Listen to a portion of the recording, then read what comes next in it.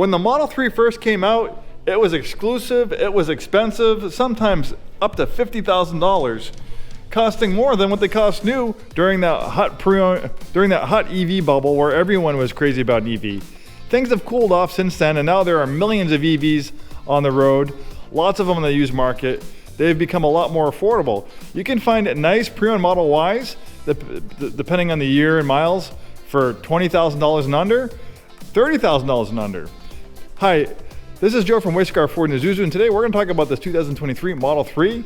Let's dive in. A nice 2023 example like this, you can find plenty of these under $30,000. Right now, for the average price of a decent used car, not a nice fancy used car, but a decent used car these days is like $20,000, $30,000. A new car, the average price of a new car is close to $40,000.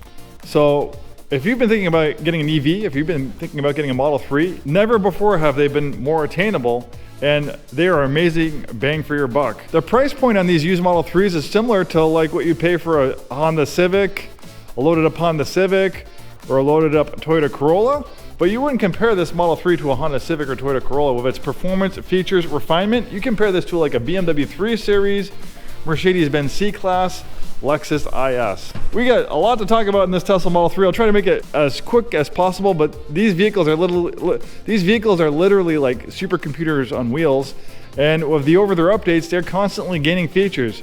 So every time I do a video, there's just more stuff to talk about because Teslas have gained that many more features. And I'm not joking. Well, let's dive in. So starting with the simple stuff, we'll start off with the frunk. No engine up here because it's an EV, so you have more storage space. Also a safety feature. These are very safe, by the way. You have a crumple zone that's 60% larger than a gas car. So you have all that space to absorb crush energy in a frontal collision, making this one of the safest vehicles on the road. In fact, when the Model 3 first came out, it was one of the safest vehicles ever tested, one of the lowest probabilities of bodily injury in an accident out of any other vehicle on the road.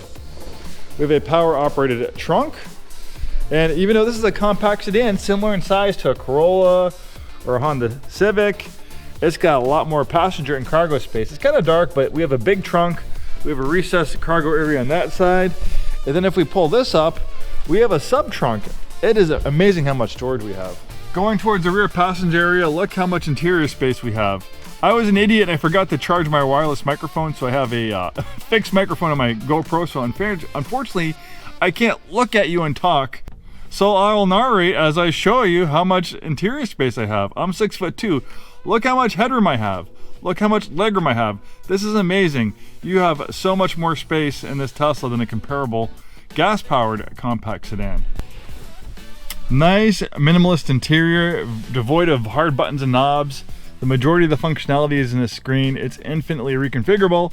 And this is the part of the car that takes me the longest to talk about because there is so much going on here. A lot of other car companies, they have like display systems, but there's not much depth to this.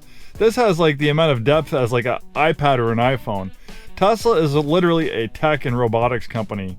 This is practically a robot on wheels. It's a supercomputer on wheels. It might have a similar form factor on the outside to a gas-powered sedan, but underneath, this thing is packed with technology. That's what differentiates Tesla pretty much from anyone else. A lot of the other auto manufacturers, they've been around for 100 years making engines and transmissions and the mechanical bits.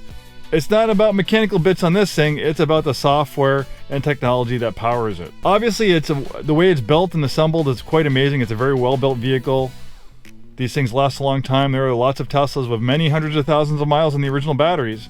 In fact, I was just reading about a Tesla Model Y with 225,000 miles on it with its original battery and its original brakes. With regenerative braking, it uses the electric motors to slow the vehicle down. So basically it reverses the polarity of the electric motors, turning them into generators, so it slows the vehicle down, capturing that kinetic energy normally loose through heat through braking and putting it back in the battery. One dividend of that is you're not actually using your real brakes that often, so with Teslas and a lot of the times with hybrids that also use regenerative braking, it's not uncommon to get well over 100,000 miles. In this case of this Model Y, 250 or 225,000 miles on its original brakes. This is a very low maintenance vehicle. Not only are you going to save money on gas versus electricity, which is significant, but you're going to save money on maintenance. In fact, the lowest vehicle to own over a 10-year period Do your own research. Google it right now. Don't take my word for it. Is a Tesla Model 3. Compare that to the cost of ownership of luxury cars. Because there's nothing to do. Going to an Audi dealership, you're dealing with labor rates $200-300 plus an hour. So getting an oil change can be kind of pricey. Getting a 30, 60, 90K service can be pricey. Spark plugs, things like that, basic maintenance. This thing basically needs tires, rotating the tires, new tires, wiper blades, washer fluid, a cabin filter. That's pretty much it. So think about how much money that person has saved on maintenance over 225,000 miles. All those oil changes, all those big 30, 60, 90K services. On top of that, the money you save of gas versus electricity, it's pretty significant. It's no wonder why people are converting to EVs.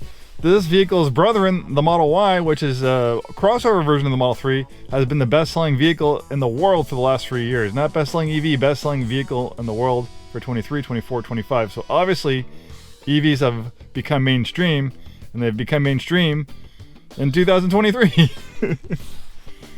And probably 2026, I anticipate the Model Y to be the best-selling vehicle in the world again. All right, let's dig into this screen a little bit. So much to talk about. This is like an iPad, the user interface, the feel. This thing is top-notch, 10 out of 10.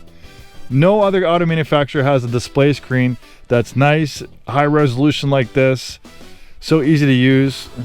The only company that would come close is maybe Samsung or Apple, but guess what? They don't build cars yet, and they don't build infotainment systems for vehicles yet, but they might.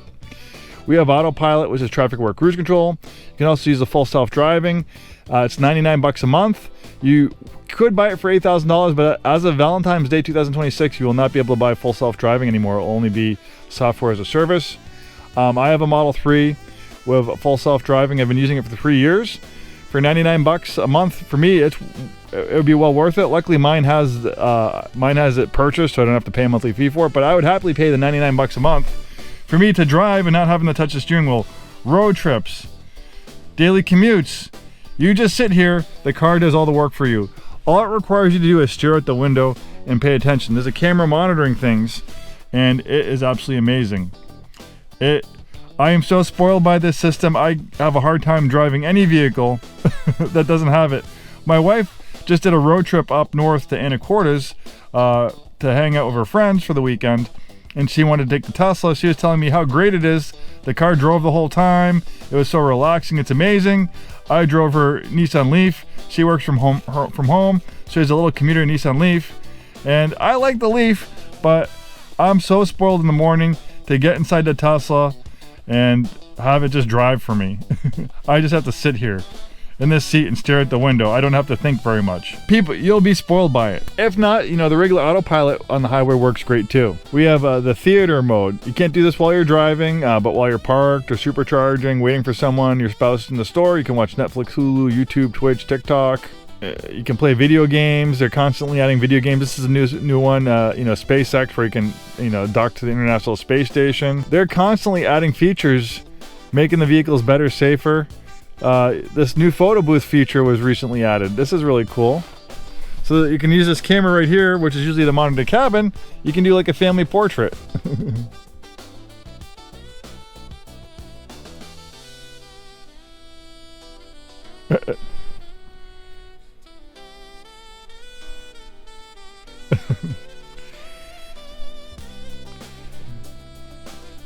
You might think some of this stuff is silly, but I have 2 kids and they absolutely love it.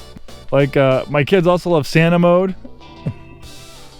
Turns your Tesla's avatar into a Santa, and like when you're driving around, the car's turning the reindeer. When you turn the signal, you have like the reindeer bells. Rainbow Road. You can have your car play a light show. You have the whoopee cushion. You have the boom box, where you can talk through the horn. You can change the sound of the horn. You can play music through the horn. You can make the horn sound like a chirp, ta-da, a goat. You can change the lock and unlock sound of your vehicle, like a retro, like car alarm. Those 80s car alarm sounds when you lock your car. That's fun stuff. Multi-track recorder. I can go on and on. Another recent feature is Grok. Grok, what are some things we can do to make my drives a little bit less boring?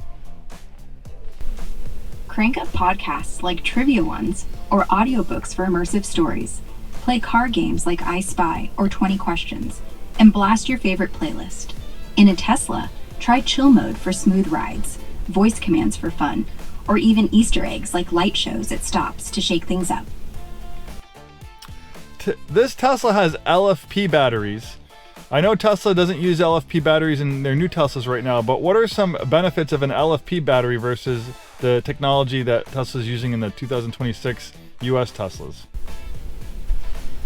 LFP batteries are safer with a higher thermal runaway temperature, up to 270 degrees Celsius versus 150 to 210 for the NCA or NMC in 2026 US Teslas, like long-range Model 3 and Y.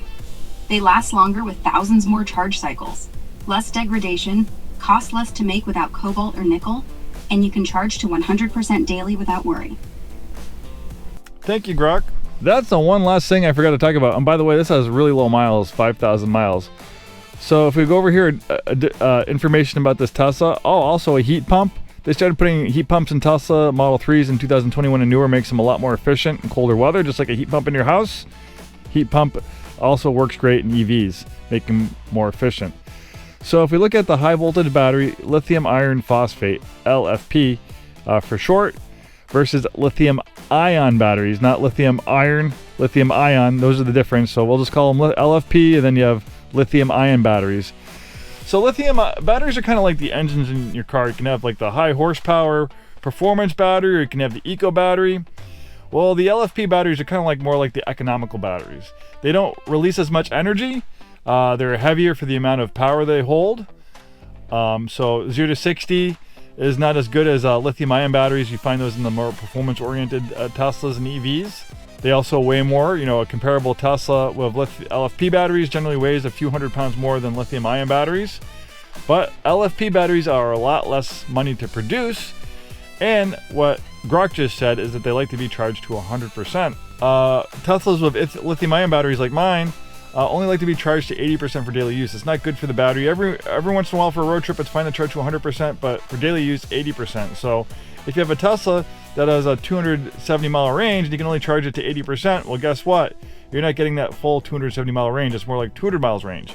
But this Tesla has a fully charged range of 270 miles, and you can access that range more often because it actually likes to be charged to 100% for daily use.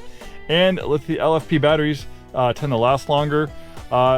Basically, when they talk about charge cycles, there is a built-in amount of charge cycles for each battery. I don't know how many cycles, 1,000, 2,000, or whatever. Eventually, you know, a battery will go through so many charge cycles and then it will start failing and going bad and have reduced efficiency and range. Well, that threshold is a lot higher with LFP batteries. It is thought that LFP batteries could actually last potentially twice as long as lithium-ion batteries. There are Teslas with lithium-ion batteries with like 250,000 miles on them right now. It's possible that an LFP equipped Tesla could go 500,000 miles. But maybe at that point, everything else might start failing around the vehicle. You know, the wheels, the suspension, and things like that. The seats, are just everything wearing out at that point. But and right now, you cannot buy any new Teslas in North America in 2026 with LFP batteries. The reason is that those batteries come from China. There's some recent changes in like incentives for EVs. So right now, Tesla just finds it more cost effective to just use locally sourced lithium-ion batteries. They're working on making LFP batteries in North America, but pretty much all the LFP batteries, I think almost all the LFP batteries are made in China. The technology in manufacturing them, the Chinese have specialized it, and they're the biggest producers in the world. Ironically, LFP batteries were first invented in the United States with government subsidies. A company way back in the day invented this amazing technology. They went out of business, and a Chinese company bought the technology, brought it to China, and now China is the biggest, most profitable LFP battery manufacturer in the world.